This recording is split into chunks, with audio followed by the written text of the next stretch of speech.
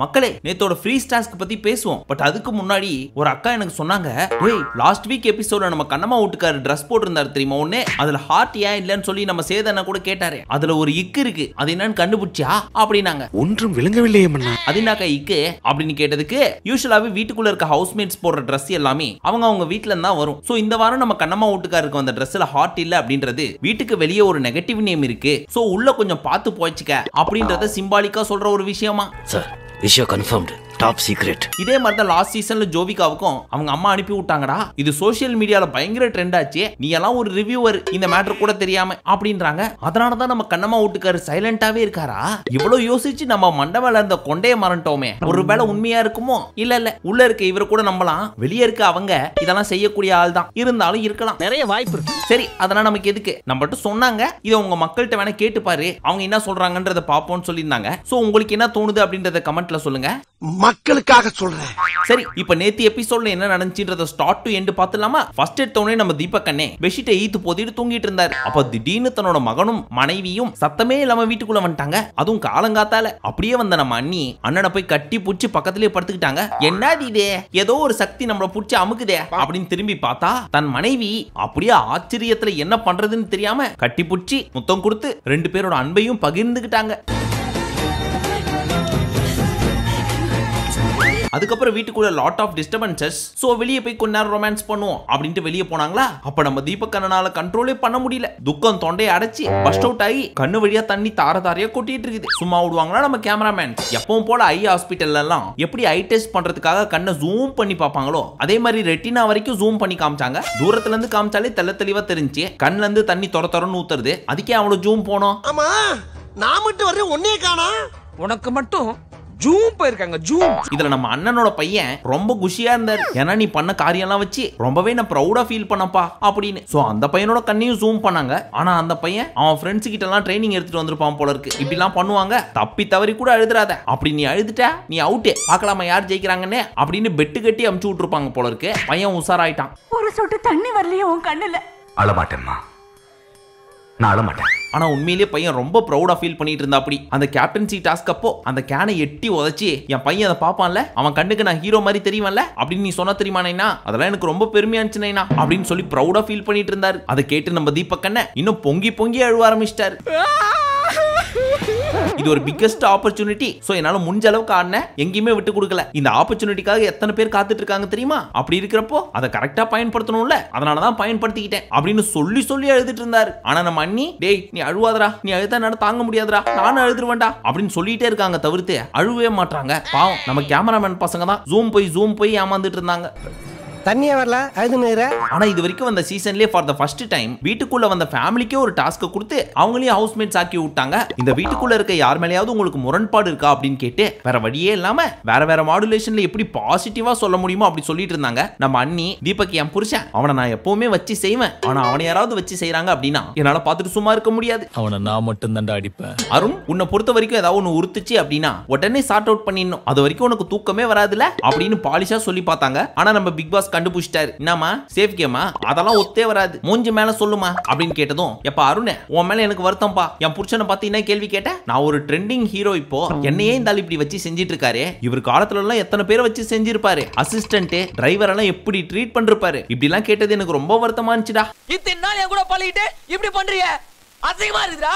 felt very bad. நீ நினைக்கிற மாதிரிலாம் கிடையாது என் வீட்டுக்காரர் ஒண்ணும். அவர் கேரக்டர் பத்தி உனக்கு என்ன தெரியும்? இது பேரு கேரக்டர் அசாசினேஷன். வீட்டுக்குள்ள என்ன அவர் பண்றாரோ அதை வச்சு மட்டும் பேசியிருக்கணும். அதை விட்டு எதுக்கு அவரை பத்தி தெரியாத ஒரு விஷயத்தெல்லாம் நீ பேசுற? சாரிக்கா என் தப்பு தான். அதுக்கப்புறம் நானும் அண்ணனும் பேசி ஃப்ரெண்ட்ஸ் ஆயிட்டோம்க்கா, அதெல்லாம் நீங்க சரி. ஆனா அந்த மாதிரி ஃப்ரெண்ட்ஸ் ஆகிறதுக்கு முன்னாடி தான் இந்த மாதிரியான வார்த்தைலாம் நீ சொன்ன, அவனுக்கே தெரியாது அப்படின்னு சொன்னதுக்கு அப்புறம் கையை சேர்த்து மன்னிப்பு கேட்டாரு நம்ம கண்ணம்மா வீட்டுக்காரர். பாவம் இவங்க மட்டும் கிடையாது, நேத்து வீட்டுக்குள்ள வந்த மோஸ்ட் ஆஃப் த பீஸோட ஃபேமிலி நம்ம கண்ணம்மா வீட்டுக்காரையே மீண்டும் கூப்பிட்டு வச்சு மங்கமா செஞ்சு விட்டு போயிட்டாங்க. ஆனா பரிதாபமான நம்ம கண்ணம்மா வீட்டுக்காரோட ஃபேஸ பாக்குறப்போ ஐயோ பாவம் அப்படின்ற மாதிரி தான் இருந்துச்சு. என் நிலைமை ரொம்ப மோசமா இருக்குங்க. பட் அண்ணி பேசுறத பார்த்துட்டு இந்த சின்ன பையன் சொல்றான், எங்க அம்மா பேசுறதெல்லாம் வச்சு பாக்குறப்ப பிக் பாஸ் சீசன் 9க்கே அமைச்சிடலாம் போல இருக்குதே அப்படிங்குதே, இது நல்ல ஐடியாவா இருக்குதே அப்படின்னு நம்ம பிக் பாஸே யோசிச்சிருப்பாரு. ஆனா நம்ம அண்ணியை உள்ள விட்டீங்கன்னு வச்சுங்க, வனிதா காக்கே டஃப் கொடுக்குற லெவலுக்கு பண்ணுவாங்கன்ற நம்பிக்கை எனக்கு இருக்குது.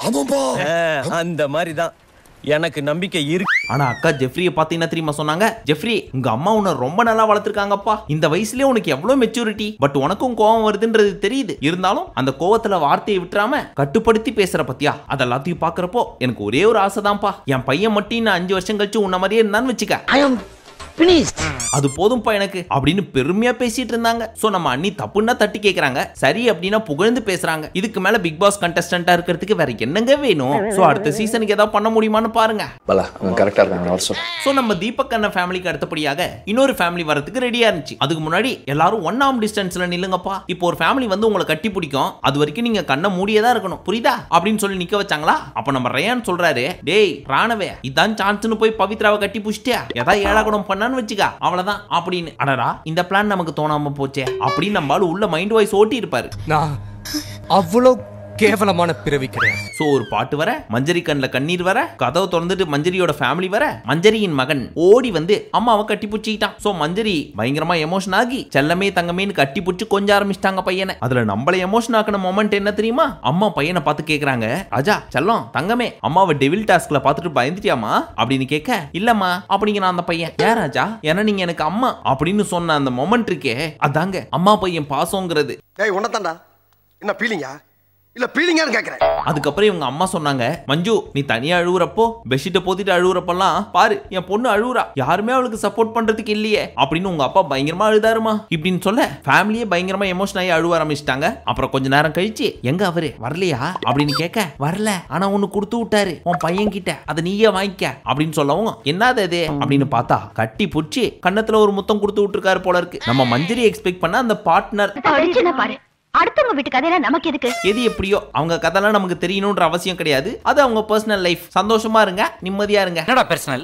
மத்தவங்க பர்சனலுக்குள்ள குச்சியை விட்டு குழப்பறதாண்டா கிரைம் பிரான்ச். பட் இதெல்லாம் போயிட்டு இருக்கிறப்போ நம்ம ஜாக்கு வியாழக்கிழமை வரைக்கும் நம்ம ஃபேமிலி எல்லாம் வந்துட்டு போனதுக்கு அப்புறம் வெள்ளிக்கிழமை நம்ம ஃப்ரெண்ட்ஸ் மட்டும் வந்தா எப்படி இருக்கும் அப்படின்னு 32 பள்ளியும் காமிக்கிறாங்க. உண்மையிலேயே அவங்க ஃப்ரெண்ட்ஸை தான் சொன்னாங்களா இல்ல அந்த ஒரு ஃப்ரெண்டை மட்டும் சொன்னாங்களான்னு தெரியல. ஆனா உண்மையிலேயே அந்த ஃப்ரெண்டு யாரு அப்படின்றத பார்க்கணுன்றதுக்கு ரொம்ப ஆர்வமா இருக்குப்பா. யாரா அவன்? அதோ அங்க பாரு. பட் இதெல்லாம் சொல்லிட்டு இருக்கிறப்ப நம்ம சவுண்டு லாஸ்ட் டே வந்தா நல்லா இருக்கும் அப்படின்னு ஏதோ சொன்னாங்களா. வந்தா ப்ரப்போஸ் பண்றியா அப்படின்னு ஜாக் கேட்க, அப்படின்னு சொல்லி முடிச்சுட்டு, அடியே வாய முறி அப்படின்னு ஜாக் வாய போத்துறாங்க. அந்த ப்ரப்போஸ் யாருக்கு பண்ணுவாங்க? ஒருவேளை அப்ப வந்த அவரா இருக்குமோ? எனக்கு ஒரே கியூரியாசிட்டியா இருக்குடா, அந்த முகத்தை பார்த்தே ஆனும். அதுக்கப்புறம் இந்த ஃபேமிலி கிட்டயும் யார் மேலேயாவது உங்களுக்கு முரண்பாடு இருக்கா அப்படின்னு கேட்க, ஏன் இல்ல இருக்கு அப்படின்னு இவங்களும் சொன்னது நம்ம கண்ணம்மா வீட்டுக்காரர் தான். அருண், என் பொண்ணு கிட்ட ப்ரொஜெக்ஷன் அப்படின்ற வார்த்தையை யூஸ் பண்ணவே இல்லைன்னு சொல்லிட்டு இருந்தீங்கல்ல, ஆனா அந்த வார்த்தையை நீங்க தான் யூஸ் பண்றீங்க, கேட்டா என் பொண்ணு மேலேயே திருப்பி விட்டீங்க அப்படின்னு சொல்ல, அப்படியாமா என்ன மன்னிச்சிருங்கம்மா அப்படின்னு முகத்தை பரிதாபமா வச்சுக்கிட்டு இவங்கள்ட்டயும் மன்னிப்பு கேட்டார். பாவம், கேலண்டர்ல இன்னைக்கு இவர் ராசிக்கு மன்னிப்பு கேட்க வேண்டும் அப்படின்னு எழுதிச்சு போல இருக்கு. இந்த ஃபேமிலி மட்டும் இல்ல, பின்னாடி வந்த ஃபேமிலி கிட்டயும் மன்னிப்பு கேட்டுட்டு இருந்தார். எல்லாருமா சேர்ந்து உங்களை இந்த நிலைமை கொண்டு வந்து விட்டாங்களா? அடுத்து இவங்களோட தங்கச்சி என்ன கேட்டாங்க, அஞ்சிதாக்கா எப்ப பார்த்தாலும் எங்க அக்கா மேல கோவத்திலே இருக்கீங்களே, ஈவன் கேம் எல்லாம் முடிஞ்சதுக்கு அப்புறமும் அது ஏன் அப்படின்னு கேட்க, அதெல்லாம் டாஸ்க்குமா, அது வேற, இப்ப அப்படிலாம் கிடையாது, சோ அதெல்லாம் மைண்ட்ல வச்சுக்காதீங்க அப்படின்னு போய் தங்கச்சியை கட்டி புடிச்சு கன்வின்ஸ் பண்ணி விட்டாங்க அஞ்சிதா. இதெல்லாம் நிஜம் நினைச்சிட்டியா? இதெல்லாம் விளையாட்டுடா. ஆமாடா, விளையாட்டு. சரிமா, அத கூட மன்னிச்சு விட்டுருவேன். ஆனா அருணே, நீ ஒரு வார்த்தை சொன்ன பாரு, அந்த பொம்மையோட தலையை திருவி போட்டுருங்க அப்படின்னு. அப்படிலாம் எதுக்குப்பா சொன்ன அப்படின்னு கேட்டதுக்கு, அதெல்லாம் சும்மாமா காமெடிக்கு சொன்னதே, இதெல்லாம் சீரியஸா எடுத்துக்காதீங்க அப்படின்னு மறுபடியும் மன்னிப்பு. பேசாம நம்ம கண்ணம்மா வீட்டுக்காரர் இந்த ஃப்ரீ டாஸ்க் முடியற வரைக்கும் கையை கீழேயே இறக்காம மன்னிச்சிருங்க மன்னிச்சிருங்க சாரி சாரின்னு கேட்டே இருக்கிறது தான் பெஸ்ட்னு நினைக்கிறேன். ஏன்னா போற வர்ற எல்லா ஃபேமிலியும் போற போக்குல ஒரு குத்து விட்டு போயிடுறாங்க இந்த பீஸை.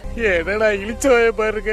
ஆனா சௌந்தர்யா, நீ ஒரு வார்த்தை சொன்ன பாரு, மஞ்சரி பொய்க்காரி அப்படின்னு. அதுக்கப்புறம் ஒன்னு சொன்னியே, அது என்னது? அன்சிதா பொய் சொல்ல மாட்டா, ஜாக்லின் நல்லா நடிப்பா, ஒரு சிலர் உண்மையை சொல்றாங்களா இல்லையா அப்படின்றத மூஞ்ச பார்த்தே கண்டுபிடிச்சிடலாம் அப்படின்னு சொல்லி, இதெல்லாம் என்னமா நியாயம், எப்படிமா இது லாஜிக் ஆகும் அப்படின்னு கேள்வி கேட்கிற மாதிரி கேட்டு தன்னோட முன்னாள் தோழியான ஜாக் கிட்ட போட்டு கொடுத்துட்டாங்க. பேசாம வீட்டுக்குள்ள இருக்கிற ஹவுஸ்மேட்ஸ் எல்லாம் வெளில தூக்கி போட்டு அவங்க ஃபேமிலியை உள்ள விட்டோம்னு வச்சுக்கோங்க. இது வரைக்கும் பல லாங்குவேஜ்ல வந்த பிக் பாஸ் சீசனை விட இந்த சீசன் தான் மெகா ஹிட் ஆயிருக்கும். அந்த அளவுக்கு ஃபேமிலி எல்லாம் வச்சு செஞ்சாங்க வீட்டுக்குள்ள இருக்கிற ஹவுஸ்மேட்ஸ். இவங்க என்ன ரகம்னே தெரியலையே. அப்படியே மஞ்சரி ஃபேமிலி வெளியே போனதுக்கு அப்புறம், பாத்தியாடா ரயானே, இவன் என்ன போய் நடிக்கிறான்னு சொல்லி வச்சிருக்கா, இதெல்லாம் மைண்ட்ல வச்சுதான் அவளுக்கு கிளாப் பண்ணாம எனக்கு கிளாப் பண்ணிருப்பாங்க போல இருக்கு மக்கள் அப்படின்ற மாதிரி ஏதோ சொல்லிட்டு, இதெல்லாம் கூட பரவாயில்ல, ஆனா ஒரே ஒரு வருத்தம் தான், இவ்வளோத்தையும் பண்ணிட்டு என்கிட்ட வந்து எப்படா சிரிச்சு பேச முடியுது இவளால அப்படின்னு. இதுல என்னப்பா சந்தேகம்? கேமுக்காக எங்க சௌந்தர்யா அக்கா எந்த எக்ஸ்ட்ரீமுக்கு வேணா போவாங்க, இதெல்லாம் ஒரு மேட்டரா? எங்க அக்காக்கு ஜுஜுபி. நான் எக்ஸ்பெக்ட் பண்ணதை விட பெரிய கேடியா இருக்காளே. அடுத்து நம்ம விஷாலோட அவ்வா வந்தாங்க. அவ்வான்னா பாட்டி. அவங்க அங்கிருந்து குழந்தை மாதிரி ஓடி வந்து விஷாலை கட்டி புடிச்சிட்டு பயங்கரமா முத்தெல்லாம் கொடுத்து அழுதுட்டு இருந்தாங்க. நம்ம விஷாலும் தாங்க முடியாம அவரும் சேர்ந்து அழுவ. நேத்து எபிசோட்ல அம்மாவென்று அழைக்காதன்னு போட்டிருந்தோம் இல்லையா? பட் இதை பார்த்ததுக்கு அப்புறம் அவ்வாவென்று அழைக்காத உயிர் இல்லையே அப்படின்னு பேக்ரவுண்ட் மியூசிக் ஓட்டுற அளவுக்கு இவங்க ரெண்டு பேரோட எமோஷனல் பாண்டிங் நம்மளையே எமோஷன் ஆக வச்சிருச்சு. நான் போயிட்டு வரணுங்கம்மா. பத்திரமா பாத்துக்குங்க.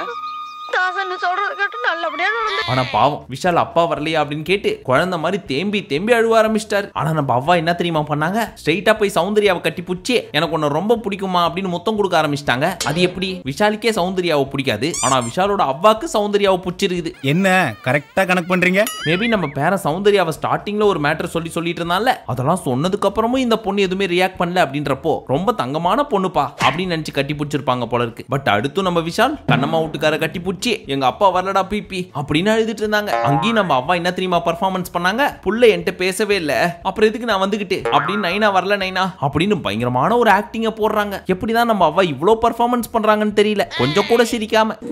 பாத்தியில ப்ராடக்ட்ட 30 வருஷம் எக்ஸ்பீரியன்ஸ். நெக்ஸ்ட் தெய்வங்கள் எல்லாம் தோற்றே போகும்ன்ற சாங் வந்த உடனே நம்ம விஷாலுக்கு தெரிஞ்சு போச்சு அப்பா வந்துட்டாரு அப்படின்னு சொல்லி. சோ குடு குடு குடு குடு நடந்து போய் அப்பா எங்க அப்பா எங்க அப்படின்னு தேட அங்க இருந்து அப்பா வந்து தன்னோட மகனை கட்டி பிடிச்சிக்கிட்டாரு. சோ ரெண்டு பேரும் மாறி மாறி அழுவ ஆரம்பிச்சிட்டாங்க.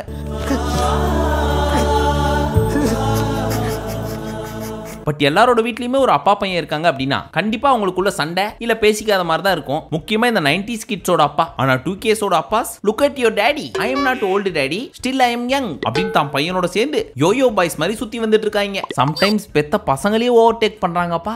காலங்கலிகாலமாய் போச்சு. இப்ப நீங்க சொல்லுங்க விஷால் ஃபேமிலி, உங்களுக்கு வீட்டுக்குள்ள இருக்கிற யார் மேலயாவது முரண்பாடு இருக்கா அப்படின்னு கேட்டதுக்கு இந்த ஃபேமிலி மட்டும் தான்ப்பா நம்ம பேரை சொல்ல மாட்டாங்க அப்படின்னு நினைச்சிட்டு இருந்தாரு நம்ம கண்ணம்மா வீட்டுக்காரரு. ஆனா விஷாலோட டாடி ஆமா முரண்பாடு இருக்கு அருண் மேலன்ட்டாரு. இதுக்கு ஒரு முடிவே இல்லையா? அட பாவி டாடி நீயுமா அப்படின்னு பரிதாபமா பார்த்துட்டு இருந்தாரு நம்ம கண்ணம்மா வீட்டுக்கார். பட் அவர் என்ன கேட்டாரு அப்படின்னா நீங்க ரெண்டு பேரும் ஃப்ரெண்ட்ஸ் தானே, அப்புறம் எதுக்காக சண்டை போட்டீங்க அப்படின்னு கேட்க அது டாஸ்க் அங்கிள், அதுக்கப்புறம் ஒண்ணு சேர்ந்துக்கிட்டோம். அதெல்லாம் சரிப்பா, சண்டை போட்டுக்கிறது தப்பு தானே. ஆமா அங்கிள் எங்களுக்கு புரிஞ்சிடுச்சு, அதனாலதான் ஒண்ணு சேர்ந்துட்டோம். இல்ல தானாலாம் ஒண்ணு சேரல, ஒருத்தவங்க வந்து சொன்னதுக்கு அப்புறம் தான் நீங்க ஒண்ணு சேர்ந்தீங்க. அப்பெல்லாம் இல்ல அங்கிள், ஜாக் வந்து உன்கிட்ட சொல்ல. ஆமா அங்கிள், அதுக்கப்புறம் தானே ஃப்ரெண்ட்ஸ் ஆன. ஆமா அங்கிள், சரிப்பா ஏதோ சொல்லணும்னு தோணுச்சே அதனால சொன்னேன் அப்படின்னு ஒரு போட்டு விட்டாரு. ஐயோ பாவம், யாரு பெத்த புள்ளையோ அப்படின்ற மாதிரி தான் இருந்துச்சு நம்ம கண்ணம்மா வீட்டுக்காரன் நேத்து பாக்குறப்போ. இப்பதான் இந்த டாஸ்கே ஸ்டார்ட் ஆயிருக்கு, அதுக்குள்ள நம்ம கண்ணம்மா வீட்டுக்காரருக்கு இத்தனை குத்து அப்படின்னா அடுத்து 2-3 நாள்ல வாங்க போற குத்தெல்லாம் யோசிச்சு பார்த்தா கட்டு போட்டு தான் சுத்துவாருன்னு நினைக்கிறேன் நம்ம கண்ணம்மா வீட்டுக்காரரு. எவ்வளவு வாங்கியிருக்கேன் இவங்கிட்ட, இத சொல்லி ஓட்டு கேட்டோம்னா இறக்கப்பட்டு என்ன சிஎம் ஆக்கிடுவாங்க. அதுக்கப்புறம் மஞ்சரி அம்மாட்ட ஒரு கேள்வி கேட்டார், உங்களுக்கு ஏன் விஷாலியே பிடிக்க மாட்டேங்குதே அப்படின்னு. அதுக்கு மஞ்சரி என்ன சொன்னாங்க, எனக்கு as a person ரொம்ப பிடிக்கும், பட் பிளேயரா இன்னும் ஓபன் அப் ஆகலையோ அப்படின்னு தோணுதே, அதை தானே சொன்னேன் அப்படின்னு ஆன் த ஃபேஸ்ல சொல்லிட்டாங்க மஞ்சரி. அதுக்கப்புறம் விஷாலோட டாடிக்கு அடுத்து என்ன பேசுறதுனே தெரியாம வாயடைச்சு போயிட்டார். இவ்வளவு புகழ்றீங்க உங்க பிள்ளைய, கேக்க நல்லா இருக்கு, ஆனா அவரால சுயமா முடிவெடுக்க முடியலையே. பட் இந்த ஜாக்கு பயபுல என்ன தெரியுமா பண்ணிச்சே, அப்பாவை பக்கத்துல உட்கார வச்சுட்டு அங்கிள் அங்கிள் அவன் கழுத்துல ஒரு செயின் போட்டிருக்கான், அதை பாத்தீங்களா? குண்டு பயபுல எப்படி கோர்த்து விடுது பாரு அப்படின்னு கோத்து விட செயினையும் பார்த்தேன் மத்த எல்லாத்தையும் கூட பார்த்தேன் அப்படின்னாரு. பட் அவருக்கு இதெல்லாம் பாக்குறப்போ சில்லி பசங்களா, இதெல்லாம் என் பையனுக்கு ஜுஜுபீடா, இந்த மாதிரி எத்தனை பாத்திருப்பான் என் பையன், போங்கடாடே அப்படின்னு தான் நினைச்சு சொல்லியிருப்பாரு போல இருக்கு. அப்படின்னா உங்க பையன் ரொம்ப நல்லவன் சொல்றீங்களா? இல்லவே இல்லையே, அவனுக்கு காதலிக்கு மட்டும்தான் தெரியும், கல்யாணம் பண்ண பிடிக்காது. அதுக்கப்புறம் நம்ம விஷால் டாடி எத்தனையோ வருஷத்துக்கு முன்னாடி எத்தனையோ தப்புலாம் பண்ணிட்டேன், அப்பெல்லாம் ஒரு அப்பாவா இருந்து என் குடும்பத்தை பாத்துக்கிட்டது விஷால் தான், அப்புறம் நான் ஏதோ தப்பு பண்ணிட்டேன் என்ன மன்னிச்சிரே, இந்த இடத்துல வச்சு நான் கேட்கிறேன் எல்லா தப்பும் என்னாலதான். 2002 ஒரு இன்சிடென்ட் நடந்துச்சு, அதுல இவன் உள்ள வந்து எனக்காக அந்த ஒரு விஷயம் செய்யல அப்படின்னா என்ன நடந்திருக்கும்னு கூட தெரியல, அவ்வளவு பெரிய விஷயத்த செஞ்சிருக்கான். இதுக்கெல்லாம் காரணம் என்ன, என்னோட ஈகோ டச் ஆயிடுச்சு. பொண்டாட்டி பிள்ளைங்க கேட்டிருந்தா கூட ஓகே, ஆனா எனக்கு ரொம்ப பிடிச்ச என் பையனை கேட்கிறப்போ வருத்தம் ஆயிடுச்சு. மத்த பையன் மாதிரியே நான் இருந்துட்டேன், அவன் மத்த பசங்க மாதிரி இல்லன்றது நமக்கு லேட்டா தானே புரியுது அப்படின்னு சொல்லி ஃபீல் பண்ணிட்டு இருந்தார். இப்படின்னு எதை பத்தி பேசுறாங்க அப்படின்னே தெரியாம நம்மளா ஒன்னு அசியூம் பண்ணோம். ஏன்னா எல்லா இடத்துலயுமே நான் அப்பா அது பண்ற கூடாது, நான் இப்ப இது பண்ற கூடாது, அதுக்கு காரணம் இவர் தான், இதுக்கு காரணம் அவர் தான் அப்படின்னு சுத்தி பேசிட்டு இருக்காங்க. இவங்க குடும்பத்துல என்ன நடந்துச்சு நமக்கு என்ன தெரியும். சோ ஒரு அளவும் புரியல, எப்படியோ சேர்ந்து வாழ்ந்தா சந்தோஷம். நல்ல குடும்பம் நல்ல மதர். நெக்ஸ்ட் நம்ம விஷால் குடுகுடுன்னு ஓடி போய் உங்கள்ட்ட ஒரு விஷயம் மட்டும் சொல்லணும், இப்பேற்பட்ட விஷாலோட அப்பாவா அப்படி இருக்காரு, நினைச்சாலே கஷ்டமா இருக்கு அப்படின்னு எத்தனையோ பேர் சொல்லிருக்காங்க. ஆனா இன்னைக்கு நான் ஹீரோவா இருக்கேன் அப்படின்னா அதுக்கு மெயின் காரணமே எனக்காக எங்க அப்பா வில்லனா இருந்ததுதான். So I love you daddy அப்படின்னு கட்டி புடிச்சு மறுபடியும் உமா கொடுத்துட்டு இருந்தாங்க. ஏதோப்பா என்ன கேட்கணும்னு சொன்னாங்க, நான் கேட்டேன். மத்தபடி நான் எதுக்காக கேட்டேன் அப்படின்றது உனக்கு வெளியே வந்ததுக்கு அப்புறம் புரியும். மேபி உன் மேல இருக்க பாசமால கூட இருக்கலாம் அப்படின்னு போறப்போ ஒரு ஆறுதல் பரிசை கொடுத்துட்டு போறாரு. அதை வச்சு ஒரு ஆசை சாக்லேட்டாவது வாங்க முடியுமா? அடுத்து நம்ம சவுண்ட் அண்ட் ரயான் ஒன்னா உட்காந்து ஜாக்க பத்தி சவுண்ட் பேசினாங்க தெரியுமா? அந்த மேட்டரை பத்தி டிஸ்கஸ் பண்ணிட்டு இருந்தாங்க. அப்ப ரயான் என்ன சொன்னாரு, ஜாக்க பத்தி நீ இவ்வளவு சொல்றிக்கே பின்னாடி அத அவன் மூஞ்சி மேலேயே முன்னாடியே போய் சொல்லலாம்ல அப்படின்னு கேட்டதுக்கு, டேய் நான் அப்பவே சொல்லிட்டேன் சுமார் சௌந்தர்யா, உன் பெர்ஸ்பெக்டிவ் ரொம்ப தப்பா இருக்கு, நீ மட்டும் கரெக்டா விளையாடுன்னு வச்சுக்க, இப்ப இருக்க ஃபேன் பேஸை விட 3 மடங்கு ஜாஸ்தி ஆகும். நம்ம எந்த விஷயமும் சின்சியரா நினைச்சு செஞ்சோம்னா அது கண்டிப்பா நடக்கும். அடப்போடா நீ வேற. இந்த ஜாக்லின் இப்போ வரைக்கும் ஃப்ரெண்டுன்ற மேட்டர் தான் உள்ள கொண்டு வரா. அவ ஃப்ரெண்டுக்காக நிப்பா, அதெல்லாம் எனக்கு தெரியும். பட் நான் எனக்காக வந்திருக்கேன். இவளால என் கேமையே என்னால ஆட முடியல, என் கேமையும் சேர்த்து ஸ்பாயில் பண்றாளோன்னு தோணுது. சோ நான் அப்படி நடக்க கூடாது அப்படின்றதுனால தான் விலகி போயிட்டு இருக்கேன் அப்படின்னு சொல்லி கண்ணை தண்ணி வச்சுண்டு எனக்காக எப்பதான் விளையாட போறோம்னு இருக்குன்னு சொல்லி பயங்கரமா ஃபீல் பண்ணிட்டு இருக்காங்க. அப்படி இவங்க தன்னோட கேம் கெட்டு போயிடக்கூடாது அப்படின்றதுனால தான் அவங்கள்ட்ட இருந்து வெளியே வந்து தனியா கேம் ஆடுறாங்க. அப்படின்னா அப்பப்போ போய் ஜாக் கூட உட்காந்துக்கிறாங்களே, அதெல்லாம் என்ன கதை? அத உன்கிட்ட சொல்லணும்னு அவசியம் இல்ல. லாஸ்ட் அண்ட் ஃபைனலி நம்ம ரயானோட அம்மா, அக்கா அண்ட் 2 குட்டி அக்காவோட பசங்க எல்லாரும் வந்திருந்தாங்க. அப்ப நம்ம ரயான் கேக்குறாரு, எப்படியா நான் ஃபைனல்ஸ் போயிருவானா அப்படின்னு தன்னோட மம்மி கிட்ட. எந்த மம்மி தான் நீ போக மாட்டேன்னு சொல்லுவாங்க. சோ இந்த மம்மியும் போயிருவே அப்படின்னு சொல்லி சொன்னாங்க. பட் மம்மி சைடுல இருந்து யாரையும் நம்பாத ராஜா அப்படின்னு சின்னதா ஒரு ஹிண்ட் கொடுத்துட்டு போயிட்டாங்க. அம்மாவே இவ்வளவு யோசிக்கிறாங்க அப்படின்றப்போ அக்கா எந்த அளவுக்கு யோசிச்சு பேசியிருக்கணும். அதான சீன் சீக்வென்ஸ். ஆனா நம்ம அக்கா வாய்க்கு வந்ததெல்லாம் பேசி விட்டு தான் தம்பி மேல அதிகமா பாசம் இருக்குன்றதை தாண்டி ஒரு சிலர் மேல பயங்கரமான வன்மம் எனக்கு இருக்கு அப்படின்றதுதான் தெளிவா ஃப்ரேம் போட்டு காமிச்சு விட்டு போனாங்க. நேத்து ஃபர்ஸ்ட் பாசிட்டிவ்ல தான் ஸ்டார்ட் பண்ணாங்க. டே ரயான், நீ இந்த பொம்மை டாஸ்க் சிங்கிள் டாஸ்க்ல எல்லாம் பயங்கரமா ஆடிட்டு இருந்த, உனக்கு டாஸ்க் பீஸ்ட் அப்படின்னு ஒரு பேரே வச்சிருக்காங்கன்னா பாத்துக்கியே. உனக்கு தெரியுமாடா உனக்காச்சும் தெரியுமாடா? எனக்கே தெரியாது. இங்க பாருயான், ஜாக்கு சௌந்தர்யா இவங்க 2 பேருமே நம்பாத, நீ நம்பலாம் அப்படின்னு நான் சொல்ற ஒரே ஒரு ஜீவன் தீபக் அண்ணா மட்டும்தான் அப்படின்னு நம்ம தீபக்க பத்தி பெருமையா பேசிட்டு இருந்தாங்க. அதே சமயம் சௌந்தர்யாவையும் சரி ஜாக்கையும் சரி நம்பிராத அப்படின்னு புளிய மரத்துல ஆணி அடிக்கிற மாதிரி ரயானோட மண்டையில இந்த பாயிண்ட சொல்லி அடிச்சினே இருக்கிறாங்க. அப்புறானியா இருக்கியாடா, உனக்கு ஒண்ணுமே தெரிய மாட்டேங்குது. அப்புறம் ரயானே, இந்த முத்துவும் மஞ்சரியும் நீ நாமினேஷன் ஃப்ரீ பாஸ் வாங்கின தெரியுமா, அதை மத்தவங்கள்ட்ட எல்லாம் போய் சொல்லி கொடுத்துருக்க கூடாதுன்னு சொல்றாங்கப்பா. அதனாலதான்ப்பா சொல்றேன் அக்கா, யாரையும் நம்பாத, யாரு கேமையும் கெடுக்காத, முக்கியமா இந்த சௌந்தர்யா ஜாக்க நம்பவே நம்பாத. துரோகி அப்படிங்கிறாங்க. அதுக்கும் நம்ம ரயானுக்கு டவுட், ஜாக்க கூடவா நம்ப கூடாது அப்படின்னு. நம்பிராத அப்படின்னு ரயானோட மண்டையை கழுவுன்னு கழுவி விட்டு தன்னோட கேமையே மாத்தி விட்டாங்க. இப்போ பயபுல ஓரளவுக்கு ஒழுங்கா தான் ஆடிட்டு இருந்துச்சு. இப்போ இந்த அக்கா கொடுத்த இன்ஸ்ட்ரக்ஷன்லாம் வச்சு பாக்குறப்போ இப்போ இந்த பயபுல ஃபுல் கன்ஃபியூஷன்ல உட்காந்துக்கிட்டு யாரோட பேசுறது யாரை நம்புறது அப்படின்னு தெரியாம குழப்பத்துல உட்காந்துட்டு இருக்காரு. Confusion of the constitution of the institution of the loose motion. But seriously ஒரு ஆடியன்ஸா வெளியில இருந்து பாக்குறப்போ எதுக்கு இந்த அக்கா உள்ள விட்டாங்கன்ற மாதிரி தான் ஃபீல் ஆச்சு. ஃபைனலி இவங்கள்ட்டயும் முரண்பாடு ஏதா இருக்கான்னு கேட்க, ஆமா இருக்கு, முத்துவன் மஞ்சரி மேல இருக்கு, அந்த நாமினேஷன் ஃப்ரீ பாஸ்க்கு இவன் டிசர்விங்கே கிடையாது அப்படின்னு சொல்லி அடிச்சிங்க. சோஃபால கவுச்ல வெளியே அங்க இங்கன்னு பாக்குற இடம் ஃபுல்லா சொல்லி வச்சிருக்கீங்க. பிக் பாஸ் தான் தெளிவா சொல்லிட்டார்ல, அந்த நாமினேஷன் ஃப்ரீ பாஸ் அவங்க 3 பேருக்குள்ள பேசி எடுத்துக்கலாம் அப்படின்னு சொல்லி. அதுக்கும் கேப்டன் காதலையும் போய் சொல்லிட்டாங்க. அப்ப மெஜாரிட்டி பேசிஸ்ல தானே என் தம்பி ஜெயிச்சிருக்கான், நாமினேஷன் ஃப்ரீ பாஸ் வாங்கியிருக்கான். அடிப்பட்டு ரத்தம் வந்தா மட்டும் தான் ஒழுங்கா டாஸ்க் விளையாடணும்னு ஒத்துப்பீங்களா? இதெல்லாம் பாக்குறதுக்கு எனக்கு உண்மையிலே கஷ்டமா இருந்துச்சு அப்படின்னு சொல்லிட்டு முரண்பாட பத்தி பேசுறேன் அப்படின்னு சொல்லி முருங்காவை போட்டு அயன் பண்ண மாதிரி பேசி விட்டு வந்திருக்காங்க. என்ன வாய்க்கு வந்தபடி பேசிட்டு இருக்கீங்க? இப்போ நம்ம ரயானின் மூளை ஹாஸ்பிட்டல் ஐசியூக்குள்ள செத்துட்டதுக்கு அப்புறம் ஒரு நேர்கோடு கீங்னு வரும் தெரியுமா, அந்த மாதிரி எப்படி இதை எடுத்துக்கிறதுன்னு தெரியாம பித்து புச்ச மாதிரி சுத்திட்டு இருக்காரு வீட்டுல. ஆனா அக்கா ஒண்ணு மட்டும் தெரிஞ்சுக்குங்க, இது வரைக்கும் நம்ம ரயானோட கேம் ஒழுங்கா தான் போயிட்டு இருக்கு. ஒருவேளை தசை திரும்பி வேற மாதிரி போய் அடுத்த வாரம் வெளியே வந்தாரு அப்படின்னா அதுக்கு முழுக்க காரணம் நீங்கள் மட்டுமே. எல்லா தப்பையும் நீங்க தான் பண்ணீங்க. நான் இறந்ததெல்லாம் போதும், இனிமே வேணாம் ப்ளீஸ். அப்படி என்னடா இழந்த? அப்புறம் இதையும் போறதுக்கு முன்னாடி சொல்லிட்டு போனாங்க, எனக்கு இந்த வீட்டுக்குள்ளேயே தீபக் அண்ணன் கேம் தான் ரொம்ப பிடிச்சிருந்துச்சு, ஆன் த ஃபேஸ்ல தப்புன்னா தப்பு ரைட்னா ரைட்னு பேசிடுவாரு அப்படின்னு ஒரு பிட்டையும் போட்டு விட்டு போனாங்க. நான் எக்கச்சக்க பிட்டு போட்டு விட்டேன். சோ எல்லாரும் போனதுக்கு அப்புறம் நம்ம ரயான் அம்மாவை கூப்பிட்டு, ஏமா எதுக்கு இந்த பீஸை கூப்பிட்டு வந்த பாரு, தனியா என்கிட்ட சொன்னது எல்லாத்தையும் ஊரை கூப்பிட்டு சொல்லி விட்டுருச்சு, இப்ப சொல்லணும்னு அவசியம் இருக்குதா ஏதாவது, எதுக்கு இப்பெல்லாம் பண்ணுதே அப்படின்னு கேட்க, அப்படி இல்லப்பா பேசாத மணி கண்ணா பின்னான்னு சொல்லி விட்டு போயிடுச்சு இப்போ அப்படின்னு சொன்னாலும் அம்மா என்ன தெரியுமா பதில் கொடுத்தாங்க, இதெல்லாம் ஒரு கண்டென்ட்ரா அப்படின்றாங்க. வாட் எ இன்டெலிஜென்ட் மம்மி பாத்தீங்களா. தோசையை திருப்பி போட்ட மம்மிஸ் நிறைய பார்த்திருப்பீங்க, பட் நம்ம மம்மி தோசையை செங்குத்தா நிறுத்தி வச்சுட்டு போயிட்டாங்க. சூப்பர். சோ எல்லாரும் இப்ப வீட்டை விட்டு போனதுக்கு அப்புறம் மஞ்சரியும் சரி முத்துவும் சரி காமனா சொல்ற விஷயம் என்ன அப்படின்னு பார்த்தா, நான் ரயான் டிசர்விங் கிடையாது அப்படின்னு சொல்லி எங்கேயுமே ஒரு வார்த்தை கூட சொல்ல அப்படின்னு ஸ்ட்ராங்கா சொல்லிட்டு இருக்காங்க. ஆனா நம்ம அக்கா, டேய் ரயான், நீ இந்த டிக்கெட் டு ஃபினாலேல ஜெயிச்சிட்டு யாருன்னு காட்டிட்டு வெளியே வாடா அப்படின்னு ஏதோ படத்துல டயலாக் பேசுற மாதிரி ஆக்ரோஷமா மூஞ்ச வச்சு பேசிட்டு இருக்காங்க. யாரை அடிக்கிறதுக்காக இப்பெல்லாம் பேசுறாங்கன்னு தான் தெரிய மாட்டேங்குது. யாரா வேணாலும் இருக்கலாம் சார். இது நம்ம ரயான் எந்த அளவுக்கு புரிஞ்சிருக்காருன்றதுக்கு ஒரு சின்ன எக்ஸாம்பிள் கேளுங்களேன். அப்ப சொல்லு. ஜாக்கு, யாரோ வீட்டுக்குள்ள ஒருத்தர் டிக்கெட் ஃபினாலே நான் ஜெயிக்க கூடாது அப்படின்றதுக்காக திட்டம் போடுறாங்களாம். சோ என்ன இல்லாம பண்றதுக்காக பிளான் பண்றாங்களாம் அப்படின்ற மாதிரி குழம்பி இருக்காரு. அப்ப பாத்துக்குங்க எந்த அளவுக்கு இந்த அக்கா வந்து குழப்பி விட்டு போயிருக்கு அப்படின்னு. ஐயோ பாவம், அவரே கன்ஃபியூஸ் ஆயிட்டா. பட் நமக்கு தெரிஞ்ச வரைக்கும் டிக்கெட் ஃபினாலேல இவர் அடிச்சு காலி பண்ணோம் அப்படின்னு சொல்லி யாரும் பேசின மாதிரியே தெரியல. உண்மையிலேயே நடந்ததெல்லாம் வச்சு பாக்குறப்போ அக்கா தான் டிக்கெட் ஃபினாலேக்கு ரயான் போக கூடாதுன்றதுக்காக இப்படிலாம் பேசி முன்னாடியே வெளியே அனுப்புறதுக்கு பிளான் பண்ண அந்த ஒரு நபர்னு நினைக்கிறேன். உங்க எண்ணம் பட் லாஸ்டா வந்த முத்து, டேய் இதெல்லாம் ஃபீல் பண்ணாதடா, அக்கானா அப்படிதான் இருப்பாங்க, நான் டிசர்விங்ன்ற வார்த்தை சொல்லதான், ஆனா அவங்க அப்படி சொன்னாங்க அப்படின்றதுக்கு துளி அளவு கூட வருத்தம் கிடையாது அப்படின்னு ரயானை கன்வின்ஸ் பண்றன்ற பேர்ல விட்டு கொடுத்து அங்கங்க கேம் ஆடிட்டு தான் இருக்காரு நம்ம முத்து. அதனாலதானடா எல்லாரும் என்னை ரொம்ப நல்லவேன்னு சொல்றீங்க. அடுத்து வீட்டுக்குள்ள யார் போறதா இருந்தாலும் சரி தயவு செஞ்சு பார்த்து பக்குவமா பேசி விட்டுவாங்க. நல்லா ஆடிட்டு இருக்க பிளேயர்ஸோட கேமையும் சேர்த்து கெடுத்து விட்டு வந்துடாதீங்க. சரி, நேத்து வந்ததுலயும் உங்களுக்கு பிடிச்ச ஃபேமிலி எது, பிடிக்காத ஃபேமிலி எது அப்படின்னு சொல்லி மறக்காம கமெண்ட்ல சொல்லுங்க. மீண்டும் உங்களை அடுத்த வீடியோவில் சந்திக்கும் வரை நன்றி, வணக்கம், நமஸ்தே, நமஸ்கார்.